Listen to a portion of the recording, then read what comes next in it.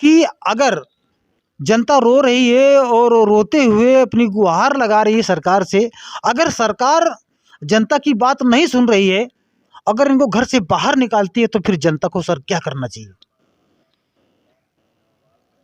ऐसी स्थितियों में दुनिया गवाह है कि जन आंदोलन होते हैं और उस जन आंदोलन में हिंसा में भी कुछ लोग लिप्त हो जाते हैं, तो हिंसात्मक हो जाता है, जिससे सरकार की दमनकारी नीतियां भी फेल हो जाती हैं। इसलिए हमारा सरकार से अनुरोध है कि सरकार वहाँ की समस्याओं का सही निदान खोजे और उनके भोजन, पानी, स्वास्थ्य, पढ़ाई लिखाई, स्कूल विद्यालय की चिंता करते हुए एक अच्छी सरकार होने के नाते उनकी समस्याओं का निदान। और मेरा परिचय इस प्रकार है। मेरा नाम सुरेंद्र कुमार है और रिटायर्ड अपर जिला सहकारी अधिकारी पद से रिटायर्ड हुआ हूँ।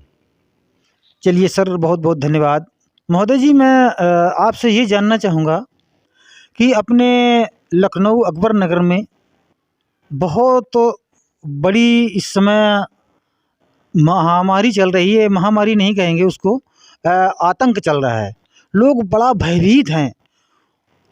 सर पटक पटक करके महिलाएं रो रही हैं, बच्चे बिलख रहे हैं, जनता तड़प रही है, यूं कि उनके मकान गिराए जा रहे हैं।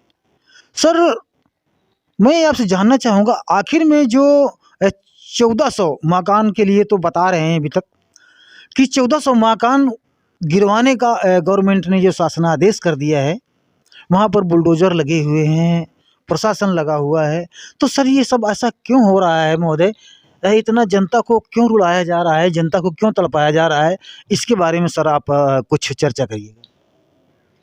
धन्यवाद।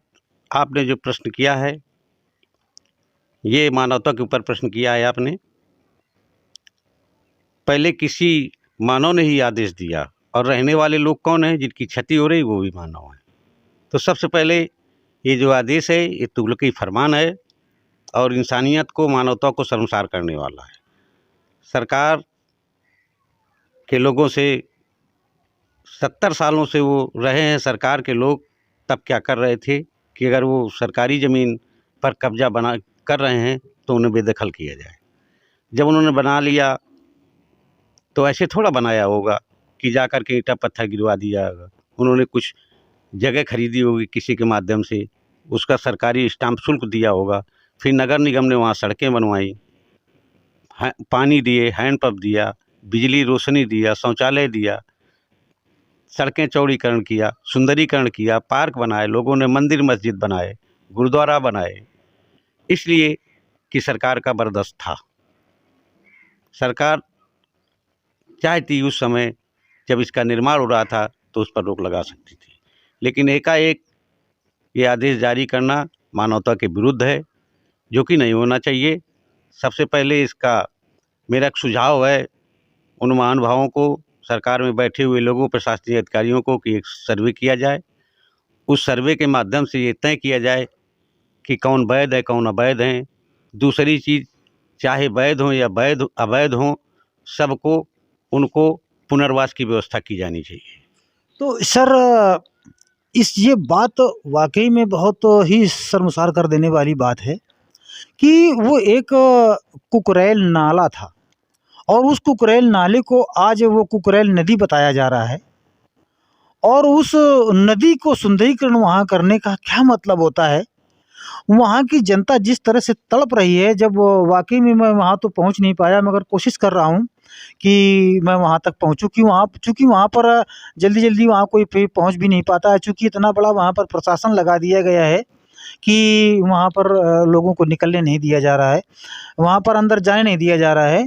तो वहाँ जब बच्चे बिलखते हैं और वहाँ की माएँ जब रोती हैं और वहाँ के अभिभावकगण जब आँसू बहाते हैं, छाती पीट-पीट कर रोते हैं, तो वाक़ई में एकदम से कलेजा फटने लगता है और अपने भी आँखें भर जाती हैं कभी-कभी कि ये सब देख कर के, कि आखिर में ये हमारे देश में हो क्या रहा है? जबकि जो वहाँ की जनता आज तड़प रही है, जो वहाँ की जनता आज रो रही है, सर पीट रही है, माथा ठोक रही है, तो क्या वो इनके वोटर नहीं हैं क्या? कि वो इनको वोट दें कि नहीं? ये वोट तो अपने आप काट रहे हैं। वहाँ की जनता ये कह रही है, बता रहे हैं, लोग कह रहे हैं कि क्या मैंने ये वोट आपको इसी दिन यही दिन देखने के लिए वोट दिए थे क्या? मुझ पर दया करो, मुझ पर रहम करो। तो इस पर इस यूपी सरकार को सर इसमें क्या करना चाहिए? कुछ तो दया आना चाहिए कि नहीं आना चाहिए? आपका जो प्रश्न है समय की मांग को देखते हुए सही है। सरकार की परिसंपत्तियों का रख रखाव, उसका जो है रक्षा करना जनता की भी होती है, और सरकार अपनी परिसंपत्तियों को देखे, ये सरकार के कुछ लोगों के द्वारा इसको रख रखाव किया जाता था। राजस्व विभाग या और विभाग जो थे, जो उससे संबंधित थे, उन्होंने इसकी तरफ अपनी जो है ध्यान नहीं दिया, जिससे वहाँ पर लोगों ने जो है लोगों से ज़मीन खरीदी और वहाँ मकान बनाया। मकान बना कर के अपनी जीवन भर की कमाई पर संपत्तियों का सृजन किया, और ये आदेश जो हुआ है ये मानवता विरोधी है। उनका पुनर्वास होना चाहिए, और लोगों की भावनाओं के साथ खिलवाड़ न करें, क्योंकि सर्दी का मौसम है। ऐसे में जनहानि होना जो है संभव प्रतीत होती है, क्योंकि ये जब लोगों को घरों से निकाला जाएगा तो खाने पीने की समस्या उत्पन्न और होगी। छोटे-छोटे स्वास्थ्य, बच्चे छोटे छोटे बच्चे हाँ। बिलखते हैं, उनका स्कूल गिर जाएगा, और जो है उनके खाने पीने के संसाधन खत्म हो जाएंगे, तब लोग बीमार होंगे। तो सरकार को हमेशा मानवतावादी कार्य करना चाहिए, जिससे कि जन कल्याण की भावना हो। और एक लोकप्रिय सरकार के लिए ये बहुत आवश्यक हो जाता है कि वो जनता की भावनाओं को समझे, उनके मुद्दों को समझे, तभी एक जन कल्याणकारी सरकार जो है अपने उत्तरदायित्वों का निर्वाह करने में सफल हो। अब एक बहुत बड़े शर्मसार बात है, एक ये बहुत बड़ी शर्म आती है कि वहाँ पर जो प्रशासन लगा हुआ है, तो बहुत ज़ोर-शोर से प्रशासन है। तो वहाँ पर क्या कहते हैं कि जो अंदर से आप कोई भी चीज़ बाहर ले जा सकते हैं, मगर बाहर से कोई भी चीज़ अंदर नहीं ला जा सकते हैं। यानी कि आप राशन तक भी नहीं ला पाएँगे, सब्ज़ी तक भी नहीं ला पाएँगे। तो बताइए ये लोग बच्चों को अपने कैसे ज़िंदा रखेंगे या खुद ज़िंदा कैसे रखेंगे? तो इस तरफ से तड़प-तड़प मर जाने की एक बात है कि तुम कुछ भी करो, मरो, गलो, कुछ भी करो। हैं, तो ये इस तरह से सरकार ये सब अनर्थ कर रही है कि सही कर रही है, ये इसका फैसला तो मैं नहीं कर सकता। बाकी मैं ये ज़रूर कह सकता हूँ कि इस जनता को अगर अब निकालना ही था, तो मैं तो ये कहना चाहूँगा कि इनके रहने खाने की व्यवस्था पहले कर देते, तो अपना ये आगे इंतज़ाम कर लेते। भले 10 लाख की बिल्डिंग बनी है, आप उसको 4 लाख की बिल्डिंग बनवा देते, उसको जगह दे देते, तो आज जो वो तड़प रहे हैं, जो भटक रहे हैं, तो सर हो सकता है कि इससे कुछ राहत मिलती। तो इसमें गवर्नमेंट को आगे क्या करना चाहिए सर? इसके बारे में आप बताइए। सरकार को संवेदनशील होकर के इस प्रकरण पर कार्रवाई करनी चाहिए, और सभी लोगों से वार्ता करके एक उचित सर्वमान्य हल निकालना चाहिए। और तानाशाही या आदेशों से काम चलने वाला नहीं है, बल्कि जनता के बीच में बैठ करके उनकी समस्याओं का निराकरण करने में सरकार जोर दे। अपने प्रशासनिक अधिकारियों को उनको बीच में भेजें, उनका मन और उनका दिल जीतें, तभी समस्या का समाधान होगा। अकेले मकान गिरा देने से आपकी समस्या का समाधान नहीं हो सकता है। जी सर, तो मैं और थोड़ा बात ये जानना चाहूँगा कि अगर जनता रो रही है और रोते हुए अपनी गुहार लगा रही है सरकार से, अगर सरकार जनता की बात नहीं सुन रही है, अगर इनको घर से बाहर निकालती है, तो फिर जनता को सर क्या करना चाहिए? ऐसी स्थितियों में दुनिया गवाह है कि जन आंदोलन होते हैं, और उस जन आंदोलन में हिंसा में भी कुछ लोग लिप्त हो जाते हैं, तो हिंसात्मक हो जाता है, जिससे सरकार की दमनकारी नीतियाँ भी फेल हो जाती हैं। इसलिए हमारा सरकार से अनुरोध है कि सरकार वहाँ की समस्याओं का सही निदान खोजे, और उनके भोजन, पानी, स्वास्थ्य, पढ़ाई लिखाई, स्कूल विद्यालय की चिंता करते हुए एक अच्छी सरकार होने के नाते उनकी समस्याओं का निदान अति शीघ्र करें। अच्छा सर, मान लीजिए अगर सरकार नहीं सुन पा रही है, अगर जनता के अंदर आक्रोश पैदा हो जाए, तो क्या सर इसमें क्रांति हो सकती है? नहीं, क्रांति जैसी कोई बात नहीं है, इतने से क्रांति नहीं होती है।